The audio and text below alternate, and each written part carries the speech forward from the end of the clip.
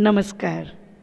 जैसा कि कल मैंने आपको बताया कि किस तरह से गंगा अपने पुत्र देवव्रत को राजा शांतनु को सौंपकर खुद गंगा में विलीन हो गई थी, तो आज उससे आगे का वृतांत मैं आपको बताती हूँ कि राजा शांतनु अपने इस सुंदर और तेजस्वी पुत्र को पाकर बहुत खुश मन से अपने नगर को लौट आए थे। उन्होंने राजकुमार के पद को भी सुशोभित करते हुए उसको अपना उत्तराधिकारी बना दिया। सबको कह दिया कि मेरा उत्तराधिकारी यही बनेगा।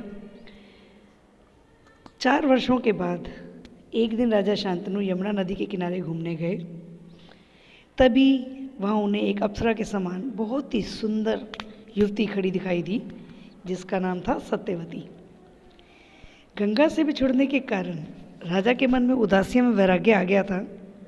वे उस युवती को देखते ही विलीन हो गया और शांतनु के मन में उससे विवाह करने की इच्छा जागृत हो उठी और उन्होंने सत्यवती से प्रेम भरी याचना की कि वह उनसे विवाह कर ले।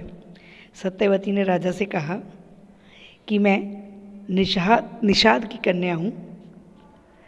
कन्या हूँ और मेरे पिता जो हैं मल्लाहों के सरदार हैं। मुझे आपसे विवाह करने में कोई आपत्ति नहीं है। अगर मेरे पिता आपको इसकी अनुमति दे देते हैं तो आप कृपया उनसे अनुमति लीजिए हमारे विवाह की। राजा शांतनु ने सत्यवती के पिता से अपनी इच्छा प्रकट की तो उन्होंने कहा, मैं बहुत ही भाग्यशाली महसूस करूंगा खुद को कि मेरी पुत्री का आपसे विवाह हो, किंतु उसके लिए आपको मुझे एक वचन देना होगा। राजा ने कहा, ठीक है, तुम जो मांगोगे मैं वह दूंगा, किंतु वो मेरे लिए अनुचित नहीं होना चाहिए। सत्यवती के पिता, जिनका नाम कि केवटराज था, केवटराज के नाम से जाने जाते थे, तो उन्होंने कहा कि क्या आप मुझे ये वचन दे सकते हो कि आपके बाद हस्तिनापुर के सिंहासन पर जो राज करेगा वो मेरे पुत्री का पुत्र ही राज करेगा। अब केवटराज की ये शर्त सुनकर शांतनु दुविधा में पड़ गए। उनको केवटराज की शर्त ठीक नहीं लगी, क्योंकि गंगापुत्र देवव्रत को छोड़कर किसी और को तो राज सिंहासन पर बैठने की कल्पना भी नहीं कर सकते थे, क्योंकि उन्होंने ऑलरेडी पहले से ही उसको अपना उत्तराधिकारी घोषित कर दिया था। निराश मन से राजा अपने नगर को वापस लौट आए। उन्होंने किसी से कुछ नहीं कहा, लेकिन वे चिंतित रहने लगे और सत्यवती को ना पाने के लिए वो दुखी रहने लगे। पिता के दुख को देखकर देवव्रत को बिल्कुल अच्छा नहीं लगा।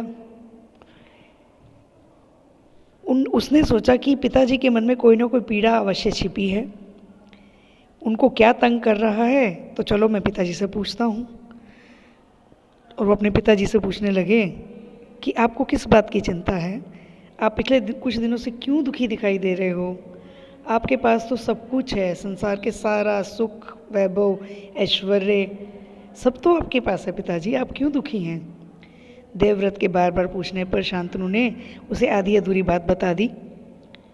शांतनु ने अपने पुत्र को जबकि पूरी बात नहीं बताई, फिर भी कुशाग्र बुद्धि वाले जो देवव्रत थे उनको ये बात समझने में देर नहीं लगी कि क्या कारण हो सकता है।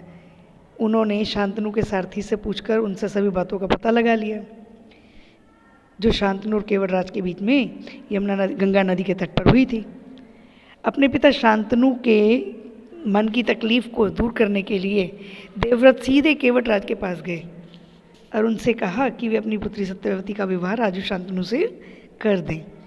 देवव्रत के कहने पर भी केवटराज ने वही शर्त दोबारा दोहरा दी और जो उन्होंने शांतनु से कही थी।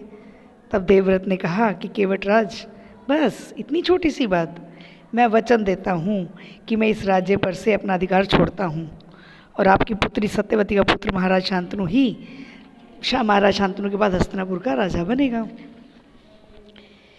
अब केवटराज देवव्रत की इस बात से भी संतुष्ट नहीं हुए। उन्होंने कहा कि हे आर्यपुत्र, आपकी बात पर मुझे पूरा विश्वास है, परंतु आपकी संतान से मैं कैसे सोच सकता हूँ कि वो जो है राज्य पर अपना अधिकार नहीं जमाएंगे। हो सकता है वह मेरी पुत्री के पुत्र से राज्य छीन ले। केवटराज के इस प्रश्न को सुनकर देवव्रत बिल्कुल भी डामाडोल नहीं हुए और उन्होंने गंभीर स्वर में कहा, एक ऐसी प्रतिज्ञा ली जिसको सुनकर सभी देवी देवता भी हैरान रह गए। उन्होंने कहा, मैं सभी देवी देवताओं को साक्षी मानकर यह प्रतिज्ञा लेता हूँ कि मैं जीवन भर जो है विवाह नहीं करूँगा और आजीवन ब्रह्मचारी रहूँगा। जब मैं विवाह ही नहीं करूँगा तो मेरी संतान कैसे होगी और वो किसी से राज्य कैसे मांगेगी। तो कहिए केवटराज, अब तो आप संतुष्ट हैं मेरी बातों से? किसी को भी उम्मीद नहीं थी कि देवव्रत ऐसी प्रतिज्ञा करेंगे, ऐसी भीष्म प्रतिज्ञा